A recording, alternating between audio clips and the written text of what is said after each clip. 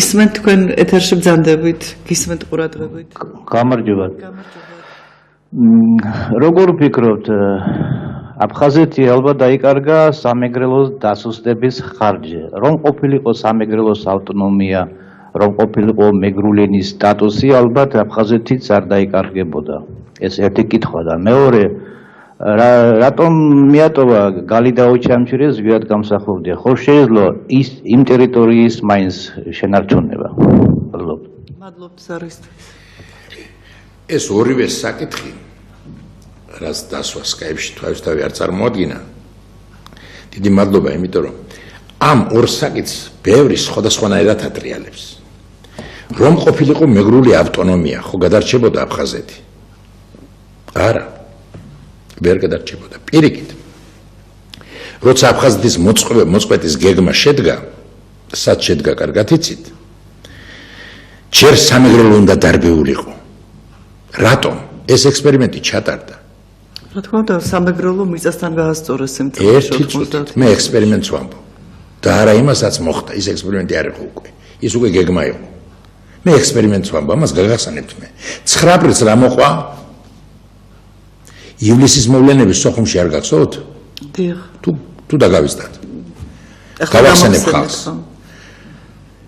აფხაზეთის ქართველობამ და არა აფხაზებმა. ნუ გეწყნებათ მეგობრებო.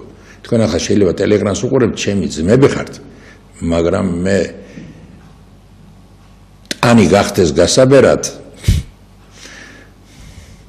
მე თუ გინდა თავი მომჭრან. ტანი გახდეს გასაბერად, ვინც არ აგავს კახაბერზა, მე ვერ ვიტყვი კახაბერად. ქართველების ინიციატივით გაიხლიჩა ფეხბურთის გუნდი. გაიხლიჩა უნივერსიტეტი აფხაზეთის. გამოვიდნენ აფხაზები, სად გაგონილა ქართული და აფხაზური უნივერსიტეტი ერთ ქალაქში. ჩვენ ერთჯერ ქვეშ უნდა ვიყოთ. მოიკლეს თავი ქართველებმა? არა. ქართული უნივერსიტეტი ცალკე უნდა იყოს. და როცა მისაღები გამოცდებისთვის განცხადების მიღება პირველ საშუალო სკოლაში, ქართულში, სოხუმის. ერთი აფხაზური სკოლა იყო სოხუმში, რო იცოდეთ, დანარჩენი ქართული და რუსული. ამას თავს დაესხა მისაღები გამოცდებზე, ბაღებში, ანქვაბი, კიდე ერთი სამი კაცი დაარბიეს, მერე გამოსულება მოკლეს. ჩვენი ეროვნული მოძრაობის საუცხოო წარმოადგენელი ვეკუა. ბოვა, ხო. დიახ, საუცხოო წარმოადგენელი ამბობდა, ეს არ შეიძლება. არ გაყოთ უნივერსიტეტი, არ გაყოთ პიროვნება. ის წააკლეს.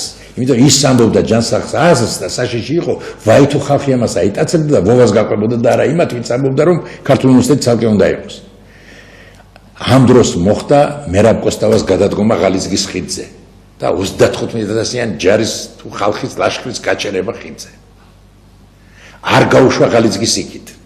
იქიდან ისროლეს ხეზე ასულმა მილიციონერებმა და მოკლეს რამდენიმე კაცი. მერაბ კოსტავამ მაინც არ გაუშვა და რატომ? მოტრიალდა და უთხრა. მაშინ აღსაქმეთა ჯარი შემოვა და ამით უნდათ აფხაზეთის წარწმევა. როგორი ავტორიტეტი იყო ის სულნათი, რომ მე ბრბოს ვერ უწოდებ. ეს გულანთებული ქართველები იყვნენ. ძირითადად სამეგრელო, რომელიც თვითცელი მანქანებით, ავტობუსებით, პირადი მანქანებით დაიძრა აფხაზეთისკენ იქ ჩვენ ძმებს უჭერს. არ გაატარა ხიზზე ამ დიდებულმა, სოდვილმა, უბედურმა ადამიანმა, რომელსაც ბოლოს და ბოლოს ეროვნულ მოძრაობას შვილი შეწირა. ღვიძლიშვილი, ერთადერთ როგორი ანგელოზის შვილი. ჩვენ ახლა აქავარ და 100 მეტრშია ის ადგილი ამ ტრაგედიაზეც მე რასაც ყვები. ჩვენი დიდი მერაბ კოსტავა, ეს რკინის კაცი, რომელიც ამ იმპერიას შეებრძოლა ამ ხელა სახელმწიფოს. და ხიდზე აღმოჩნდა ისეთი ავტორიტეტი, რომ მას გვერდი არ აუარეს და გააჩერა მრავალათასიანი ჯგუფი. მაგრამ ამას ყველაფერს ხომ კოსმოსიდან და მიწიდან იღებდნენ, რომ აფხაზეთში ვერაფერს ვერ იზამ თუ სამეგრელო არ გააჩერე. თუ სამეგრელოს არ გადაუარე. მაგრამ ამ ხერხმა შემდეგში გაამართლა და ეს ექსპერიმენტი იყო. გასინჯეს.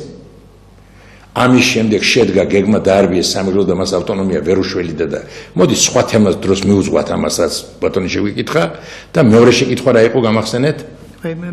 ვერ იხსენებთ? ესე იგი რატო მიატოვა ზვიადმა გალი და ოჩამჩილი და არ შეეძლო დაცვა? ძვირფასო ჩემო მეგობარო, მე თუ თქვენ გალილი ბრძანდებით ვიცი რაც გაქვთ და არ ამბობთ იმას. მე დაგიმატებთ ამას, ზვიადმა კრება ჩაატარა გალში. როცა სოხუმი დაეცა.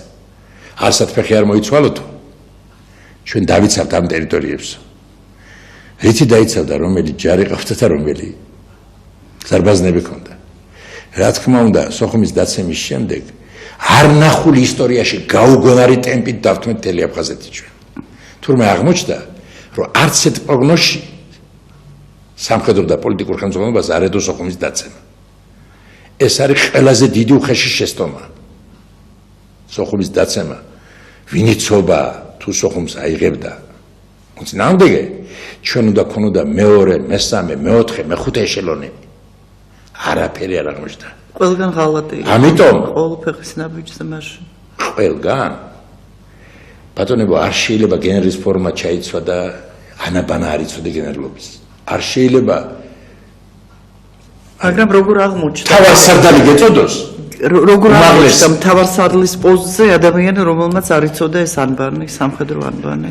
ნუ, კარგით. კიდევ ერთხელ მაგალითად, მე შეკითხვა დამჩაღიათ ამ ადამიანს მე პასუხი გავეცი. მაგრამ ერთი დამჩაღიათ. ძვირფასო ქართველებო, ჩვენ საქართველოში ბევრი რამ დაგვემართა, არა მხოლოდ ქალბატონ ელენას შენიშვნის გამო, რომ რა შენიშვნას თქვა ეკრანზე თქვენ დაუგდეთ ყური და ამ გადაცემაში ვლაპარაკო. არამედ ჩვენ და ისევ იმ სიტყვებით ვპასუხებ. მტერი წყვავდა მოღალატეები, აურაცხელი. იმიტომ გვიჭირდა, მაგრამ ჩვენში მოღალატენი რო არ ჭარბობდნენ ერთგულებს, იქაც ვძლებდი ბასილი კეისარსიცოზე. ამას ზიად გამსახურდიას მამა ათქმენებს გიორგი პირველს თავის უმთავრეს გმირს დიდოსტატის მარჯვენაში. ეს გაკვეთილი ჩვენ არ გავიზიარეთ, მაგრამ ეს არ არის მთავარი, ჩემო ძვირფასებო. უნარო ხელისუფლების ბრალი კი არ არის, რაც ვჭირს ჩვენ. ჩვენ თავს მოზღვევებული უბედურება გვაქვს და მას სისტემურად არ უდგებით, როგორ ავიცილოთ ეს უბედურებები და როგორ გადავარჩინოთ ქართული ცივილიზაცია ამ მიწა-წყალზე. ეხლა მთავარს ვიტყვი, რომელიც ყველას არ მოეწონება, ვიტყვი მთავარს. ზარის გარეშე. აფხაზეთში არსებობდა კოლხურ აფხაზურ ქალთური კულტურა. ერთ-ერთი უშესანიშნავი სიმხარე და კუთხე იყო მსოფლიოში. მე მრავალათეულ ქვეყანაში ყოფილი ვარ და ეგეთი ადგილი არ მინახავს. დღეს ამ პოლიტიკის შედეგად და იმ დამომუშავებლებს ამ გეგმისას მივმართავ. თქვენ აფხაზეთში მიიღეთ ველური ტომებით ქართველების მაგივრად დასახლებული ტერიტორია, რომლებიც ველურად მართავენ იქაურობას. მიიღეთ განდევნილი ქართული ცივილიზაცია და ქართული სიტყვის დევნა. ქრისტიანული მართლმადიდებლობის და მიიღეთ ეს საყვედური ალბათ აფხაზებს არ ეყოლა, იმიტომ არა, აფხაზები ამით უკმა ყოფილონი არიან დღესაც. არ მიიღეთ თქვენის ერთიანი საოცარი კულტურული საქართველო და მიიღეთ ძვირფასებო სტალინს როცა უთხრეს შეაფასე ჰიტლერი და ნაპოლეონი, მან რა თქვა, ნაპოლეონი პროგრესს ემსახურებოდა, მხედველობაში ჰქონდა რესპუბლიკა და ბურჟუაზია, ისა ჰიტლერი რეგრესს. თქვენ ნამოქმედარს 100 წლის შემდეგ 100 შეაფასებენ. თქვენ აფხაზეთში პროგრესული ცივილიზაცია მოსპეთ და რეგრესული სიტუაცია სოციალური შექმენით. ეს არის განაჩენი თუ არა ის რაც ჩვენ ვტყივა და სისხლი გვდის ჩვენი თანამოძმეები რო იქ წვანან. ჩვენი ისტორია ეს არის.